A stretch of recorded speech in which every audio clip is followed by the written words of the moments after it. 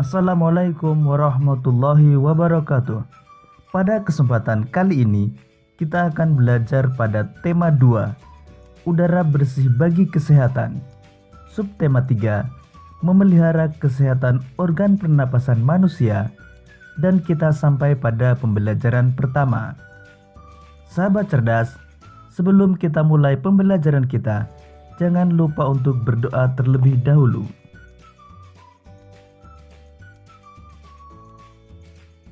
Kita tentu selalu menjaga kesehatan tubuh, termasuk kesehatan organ pernapasan. Namun, seringkali faktor lingkungan sangat besar memengaruhi kesehatan kita. Seperti yang terjadi pada tahun 2015, bencana kabut asap melanda sebagian wilayah Indonesia, terutama di Sumatera dan Kalimantan. Sekarang mari kita baca bacaan berikut ini untuk mengetahui bahaya kabut asap bagi kesehatan manusia.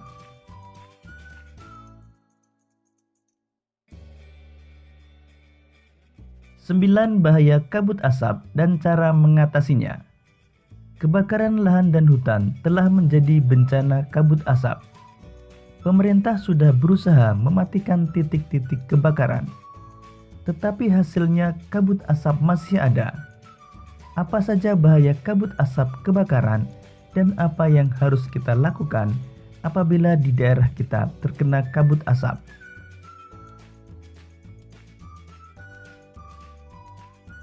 Berdasarkan pantauan, indeks pencemaran udara di Jambi, Palembang, dan Palangkaraya sudah sangat tinggi atau tidak sehat. Tidak sehat karena asap kebakaran hutan dan lahan menyebabkan debu atau partikel halus hasil kebakaran seperti jelaga. Saking halusnya, partikel ini akan dengan mudah terisap dan mengotori sistem pernapasan.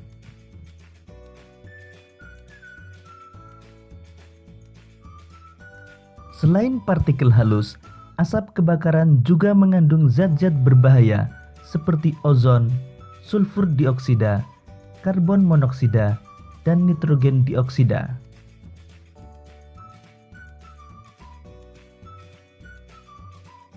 Kabut asap ini dapat mengganggu kesehatan semua orang, baik orang yang kondisinya sehat maupun yang sakit.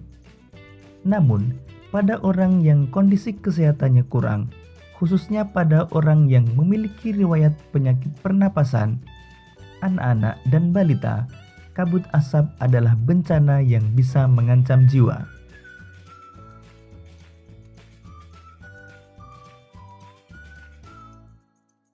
Apa saja bahaya kabut asap bagi kesehatan kita? Berikut ini beberapa bahaya kabut asap bagi kesehatan. Pertama, kabut asap dapat menyebabkan iritasi pada mata, hidung, dan tenggorokan. Kedua, kabut asap dapat menyebabkan reaksi alergi, peradangan, dan mungkin juga infeksi. Ketiga, kabut asap dapat memperburuk penyakit asma dan penyakit paru kronis lain, seperti bronkitis kronik.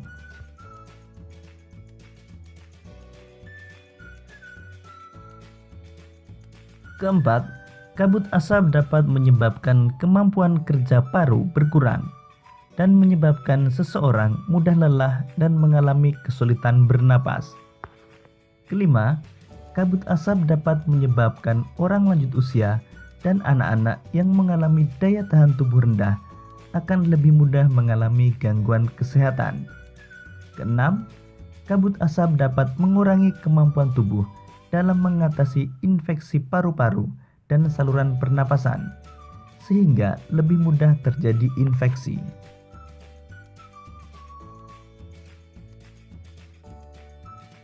7. Kabut asap dapat memperburuk penyakit pernapasan yang sudah ada. 8. Kabut asap menyebabkan polusi pada air bersih, tanaman sayuran, buah-buahan, dan makanan yang tidak ditutup. 9. Kabut asap memperburuk kondisi lingkungan sehingga infeksi saluran pernapasan akut atau ISPA akan mudah terjadi.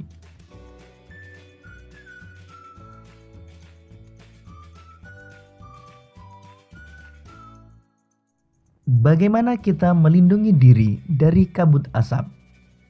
Pertama, hindari atau kurangi aktivitas di luar rumah atau gedung, terutama bagi mereka yang menderita penyakit jantung dan gangguan pernapasan. Kedua, selalu memakai masker jika harus pergi keluar rumah atau gedung. Pakailah masker dengan benar untuk menutupi hidung dan mulut.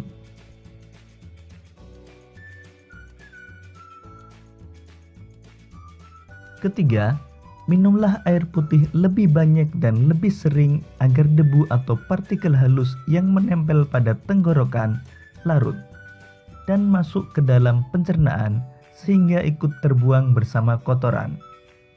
4. Segeralah berobat ke dokter atau sarana pelayanan kesehatan terdekat bila mengalami kesulitan bernapas atau gangguan kesehatan lain.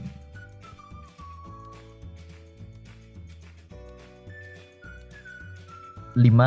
Segera lakukan perilaku hidup bersih sehat atau PHBS seperti makan makanan bergizi, banyak minum, banyak mengonsumsi buah, jangan dekat-dekat orang merokok, dan istirahat cukup. 6. Upayakan agar asap dari luar tidak masuk ke dalam rumah atau gedung. 7. Tempat penampungan air minum dan makanan harus ditutup dan terlindung dengan baik.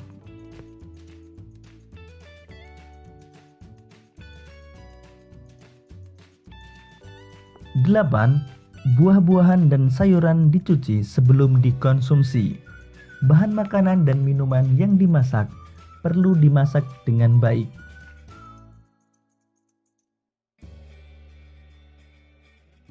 Sahabat cerdas, berdasarkan bacaan 9 bahaya kabut asap dan cara mengatasinya, buatlah pertanyaan dan jawabannya dengan menggunakan kata tanya apa, siapa, di mana, bagaimana, dan mengapa.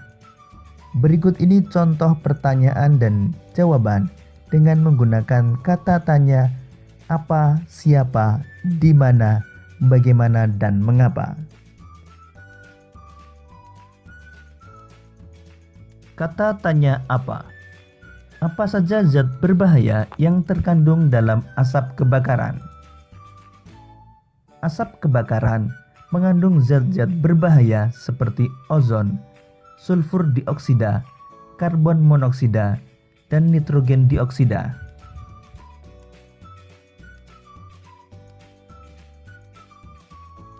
Kata tanya siapa? Siapa yang terganggu akibat kabut asap?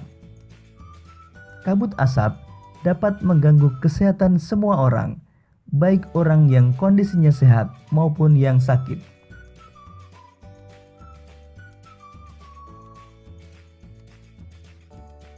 Kata tanya di mana? Di mana daerah yang memiliki indeks pencemaran udara sangat tinggi atau tidak sehat? Indeks pencemaran udara di Jambi, Palembang, dan Palangkaraya sudah sangat tinggi atau tidak sehat. Kata tanya bagaimana? Bagaimana kita melindungi diri dari kabut asap? Cara melindungi diri dari kabut asap antara lain: hindari atau kurangi aktivitas di luar rumah atau gedung, selalu memakai masker jika harus pergi keluar rumah atau gedung, dan minumlah air putih lebih banyak dan lebih sering. Kata tanya mengapa? Mengapa asap kebakaran hutan dan lahan tidak sehat? Asap kebakaran hutan dan lahan tidak sehat karena menyebabkan debu atau partikel halus hasil kebakaran seperti jelaga yang mudah terisap dan mengotori sistem pernapasan. Demikian tadi sahabat cerdas pembelajaran kita pada tema 2, subtema 3, dan pembelajaran pertama. Sampai jumpa pada pembelajaran berikutnya. Tetap semangat dan selamat belajar.